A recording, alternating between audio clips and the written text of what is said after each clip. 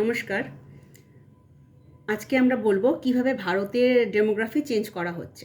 ভারতের demography change করার জন্য একটা বিদেশি শক্তি এবং বাংলাদেশ, পাকিস্তান, চীন এর সবাই মিলে একটা মিলিত একটা পদক্ষেপ।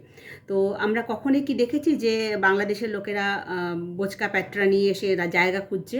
না, আমরা হঠাৎ করে দেখি কোনো একটা জায়গায় একটা একটা মানে বাসস্থান গড়ে উঠেছে, একটা বস্তি গড়ে উঠেছে এবং কিছু লোকজন বসবাস করতে শুরু করেছে। ওরা বাংলাদেশের লোকেরা কি করে জানবে যে ওই জায়গাটা খালি আছে? তো এই স্টেপগুলো আমি একটু ক্লিয়ার করছি আপনাদেরকে।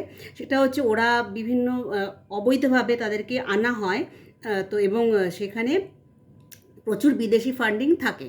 তাদেরকে এনে রাখা হয় নির্দিষ্ট মসজিদে, মানে বর্ডার এরিয়ার কোনো মসজিদে তাদেরকে রাখা হয়। তারপর তাদের জন্য আধার কার্ড, বিভিন্ন রকম তাদের পরিচয়পত্র, তাদের টাকা পয়সা, কিছু টাকা পয়সা তাদের মোটামুটি একটা থাকার মতন ব্যবস্থা করে তাদেরকে এখান থেকে সেই বিভিন্ন মসজিদে থাকতে থাকতে তারা যায়। ধরুন তাদেরকে পাঠানো হবে জম্মুতে, তো তারপরে এখান থেকে কলকাতাতে আসা, বাংলাদেশে ঢুকে ওখানে একটা থাকলো মসজিদে, তারপর কলকাতার দিকে এসে সেখানেও একটা মসজিদে থাকার ব্যবস্থা হলো। তারপর তাদের ট্রেনে ওঠানোর ব্যবস্থা করা হলো, ওখানে নেমে ওখানে কোনো মসজিদে তাদেরকে রাখা হলো। তারপরে তাদেরকে জায়গা মতন স্থাপন করা হলো।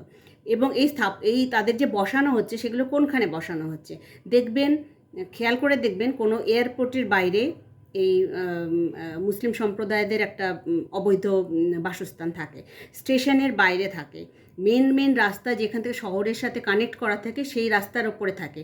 কারণ এটা সুপরিকল্পিতভাবে এদের বসানো হয় যাতে কোনো গণ্ডগোল হলে পরে তারা যেন ওখানটাকে কেটে দিতে পারে, মানে ওটা কাট করে দিতে পারে জমায়েত করে।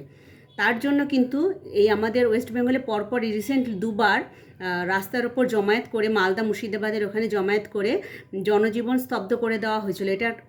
এটা ঝাড়খণ্ডে কে একজন মারা গেছে তার জন্য সেটা ইস্যু না, ইস্যু হচ্ছে এটা ওরা পরীক্ষা করছিল যে যদি আমরা রাস্তা এদিক থেকে কেটে দিই তাহলে কিন্তু সেনা মুভমেন্ট করতে পারবে না। তার জন্য কিন্তু আমরা দেখতে পাচ্ছি এখন যে আমাদের যে হাই রোডগুলোর ওপরে সেনাবাহিনী, মানে সেন্ট্রাল গভর্নমেন্ট দখল নিয়ে নিল সমস্ত হাই রোডগুলোতে, ওখানে বসতে গেলেই একদম পিটিয়ে ছাতু বানিয়ে দেওয়া হবে। খুব ভালো একটা প্রকল্প। আর দ্বিতীয় হচ্ছে, এরপরে হচ্ছে আমরা দেখেছি যে আমাদের বিভিন্ন ফাইটার জেট বা প্লেনগুলো রাস্তার উপর নামছে। রাস্তাঘাটে এত উন্নত হচ্ছে যে কোনো আমার এয়ারপোর্ট দরকার নেই। যদি এয়ারপোর্ট বন্ধও হয়ে যায় তাহলেও কিন্তু আমাদের পরিবহন ব্যবস্থার কোনো সমস্যা হবে না, ফ্লাইটে করে ওখানে পাঠানো হবে। তো তারপরেও যে 120 বিঘা জমি ওই চিকেন নেকের কাছে দিয়ে সেন্ট্রাল গভর্নমেন্টকে দিয়ে দেওয়া হলো, এটা একটা মানে চিরকালীন একটা প্রবলেম সলভ হয়ে গেল। আমার মনে হয় যেখানে যেসব দেশগুলোর সাথে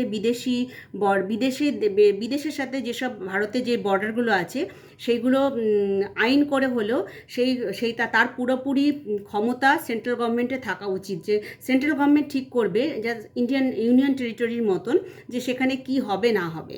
না হলে পরে এইরকমভাবে যে আমাদের দেশকে বিপন্ন করা হচ্ছিল বর্ডার ফেন্সিং করতে না দিয়ে, এটা কিন্তু সমস্যার।